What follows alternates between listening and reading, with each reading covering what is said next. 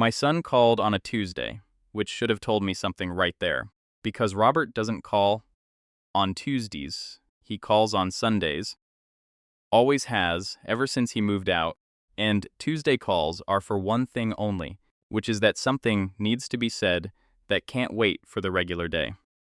He was quiet for a second after I answered, long enough that I almost asked if he was still there, and then he said, "Mom, I've been putting this call off all day," which is not a thing Robert says. Robert doesn't stall, and hearing him stall told me more than whatever came next. He told me about the barbecue. 4th of July, his backyard, the grandkids, his wife's whole side of the family coming in from Ohio. And then he said, "Careful. The way you'd set something breakable down on a table, that he didn't think it would be a good idea for me to come this year." I said okay before I even understood what I was agreeing to. Just, okay. Sure, that's fine. The way you say things when your mouth moves faster than whatever's happening in your chest. I didn't ask why. That's the part I keep coming back to.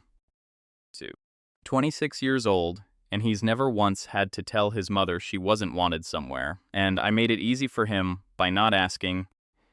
And I think I made it easy because some part of me already knew. Last Thanksgiving, I'd had 3 glasses of wine before dinner, was even on the table, which isn't unusual for me, hasn't been unusual for me in longer than I'd like to admit.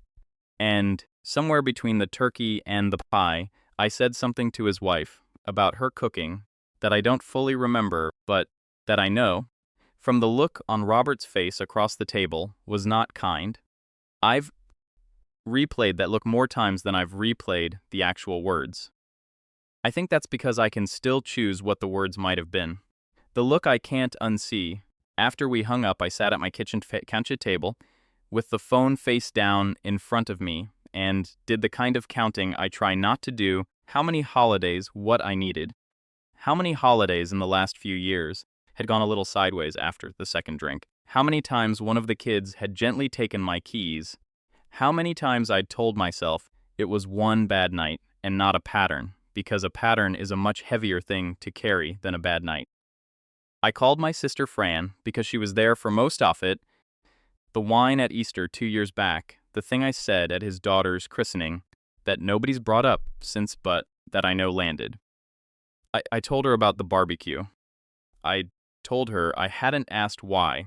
She was quiet a second, and then she said, "I think you already know why, and I think that's actually the good part." Which wasn't the comfort I was fishing for, but it stuck with me longer than comfort would have. That night, I got out a photograph from Robert's own wedding, the 2 of us dancing, me in a blue dress I'd forgotten I even owned, both of us laughing at something. Neither of us probably remembers anymore. I remember thinking, looking at it, that the woman in that photograph wasn't lying about anything. She just hadn't started yet, whatever this became. I almost didn't call him back. I want to say that plainly, because it would be easy to make this sound like I turned some clean corner, and I didn't.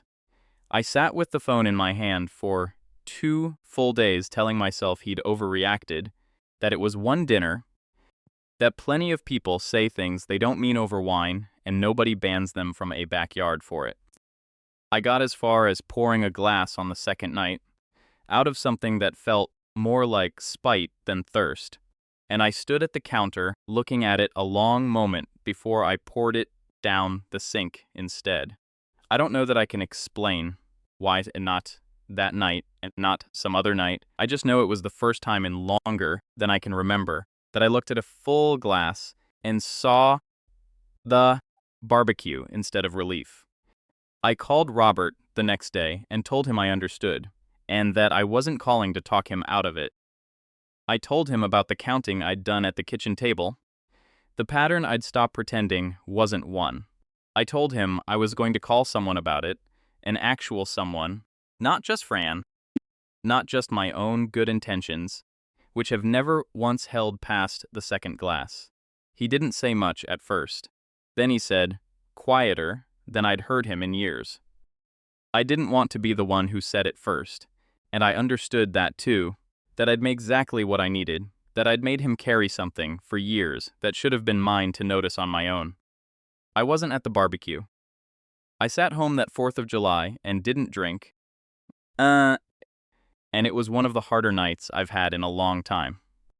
I heard fireworks starting up somewhere down the block around 9 and stood at the window to watch them instead of going out to see them properly, the way I would have most other years.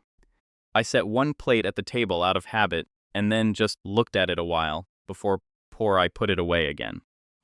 I opened the refrigerator twice for no reason I could name, except that my hand kept going there automatically, reaching for something that wasn't hunger, and both times I closed the door again without taking anything out. Robert sent a photo that night, anyway. Past 10, the grandkids, with sparklers, his wife laughing at something off camera. No caption, just the picture. I looked at it a long time, the way I'd looked at the wedding photo, and I thought about how there might be a version of me, a few years from now, standing in a backyard again, sober, unremarkable, just another grandmother at a barbecue instead of the thing everyone quietly plans around. I don't know if I'll get there.